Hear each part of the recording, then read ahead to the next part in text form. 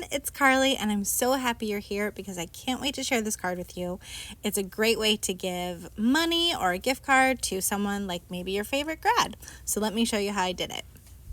So I've got this giant box of laminating pouches that I honestly don't even know where they came from, but it's a little bit of a fun twist on just your regular acetate because these, before you laminate them, you can open them up and you can sprinkle in some little fun bits of goodness like some glitter, or in this case I'm using some tissue paper confetti, which I've also had for a million years and I don't really know where it came from.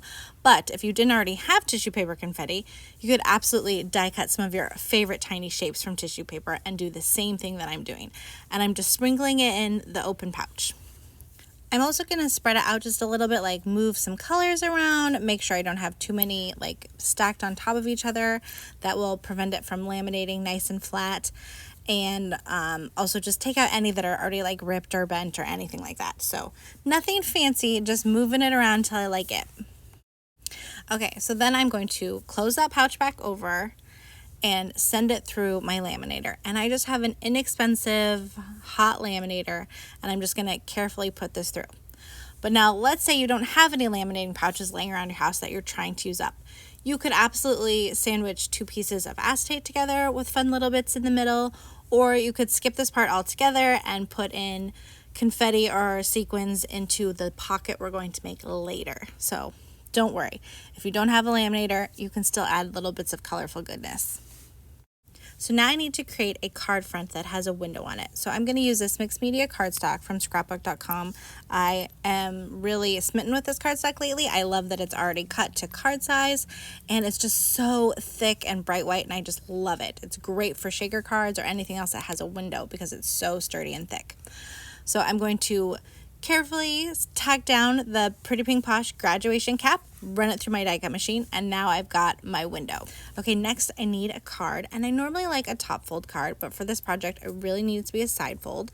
So I am going to add a little color to my side fold card just because when I pull the pocket out of my card later, I want there to be something still there. So just a little fun bit of color to be behind the confetti. Then I'm going to grab my window and make a little pencil mark so I know where the top of that grad cap window is going to be, because I'm going to add a little circle notch, or I guess a half circle notch, and I don't want it to go too far down. I don't want it to be in the graduation cap. You could use a die cut for this, but I happened to find this punch the other day when I found my laminating pouches and I thought, oh, what a great way to make a little circle notch in my card. And here you can see what I mean. So that just creates a little notch, and that's going to make it really easy for the recipient to remove the pocket that's going to go inside that has the money or the gift card. And then we need a little bit of dimension to make it easy for that little pocket to come in and out. So I'm just using foam tape, and I'm just using it along the sides and the bottom. So I don't want any foam tape on the top there where the circle notch is. I want that to be completely open. I also don't want my pocket that's going to go in there to stick to my foam tape. So I'm just going along the edges of the tape with my powder tool to make it less sticky, and that's with the liner paper still on. Then I'm going to give it a quick measure before I do anything else, just to know how wide of a pocket I can put in there. Hadn't thought of that before. And right before I adhered these together, I realized I still needed to stamp on my card front. So I'm actually going to tape it onto the closed lid of my MISTI so that I can use it as a guide to shape my stamp. I'm using just a little bit of low-tack tape and putting it on the front of my MISTI, and then I'm going to open my MISTI up and I'm going to grab a little sentiment stamp and shape it along the bottom of the grad cap. Now I could probably do this a couple of times, trial and error, and figure out it's not too much of a curve, but it's nice to be able to perfectly curve it to my little die cut window. And even though I'm pretty darn sure it's exactly where I want it, I'm still going to test it just to make sure. So I'm going to take my die cut window panel off of the front of my MISTI. I'm going to pop it inside with a piece of acetate on top. I always keep this acetate in my MISTI. And I always show this trick because it's saved so many projects for me.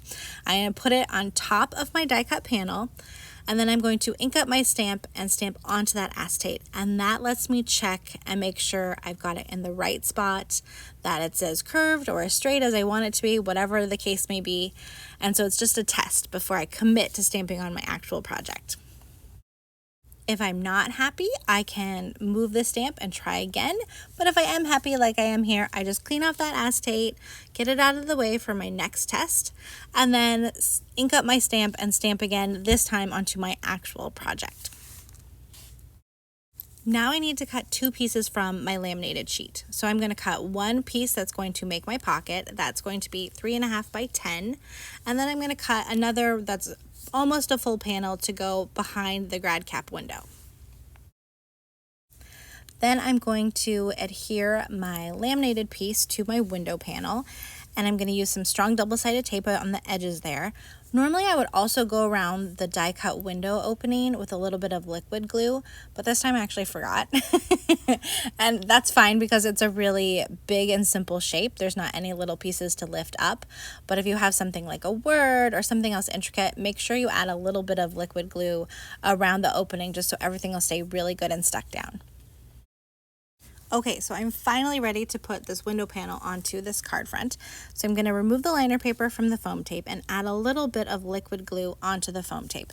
And that will give me a little bit of wiggle room to put the window panel on top and get everything lined up perfectly. That's something I learned from the amazing Kathy Z. She is so smart and it is so helpful. One thing I don't love is that when I open the card, I can see a little bit of the laminated pocket sticking out through the circle notch. I should have cut that down, but oh well. I'm going to set it aside under some acrylic blocks and let it get good and stuck down. Okay, so we're going to make the pocket now. We're in the home stretch. Thanks for sticking with me, guys. I've got that 3.5 by 10 piece of the laminated sheet that I'm going to fold in half, burnish really well at the bottom along that fold with a bone folder, and then secure the sides, and just the sides, with double-sided tape. Now, if you are making this card too, your pocket size might be a little different depending on the width of foam tape you used on your card front. So just something to note.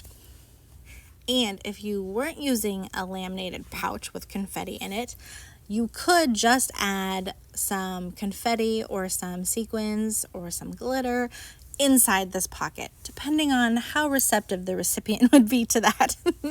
I have a few friends who would really not appreciate getting an envelope full of glitter, but I have some who would think it was a kick. So it just depends on who you're sending it to.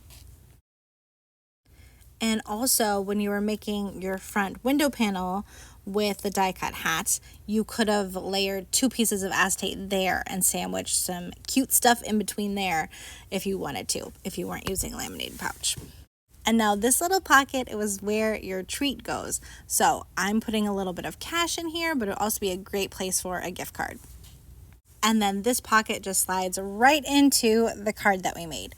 Now, having the pocket be made out of the laminator sheet or acetate and having the window have that as well makes it slide in really easy and slide out really easy. And then if they take the pocket and don't put it back in, you've still got the first piece of acetate on the front and you've still got the color on the back to give it a little bit of pizzazz. And having that extra panel of laminator sheet behind the die cut window means I can glue a little bit of extra decoration to the front of my card. So I can add this cute little tassel. I've just die cut it from black cardstock and then cut along the little perforated lines that are already there from the die, and I'm just going to adhere it onto the front. And the final finishing touch is I'm just going to grab a few black pens and add a little bit of faux splatter because I love it. It makes me feel like my project is complete. And here's one more look at how it all came together. So you open it up, you've got your little half circle notch where you can pull out that pocket super easily.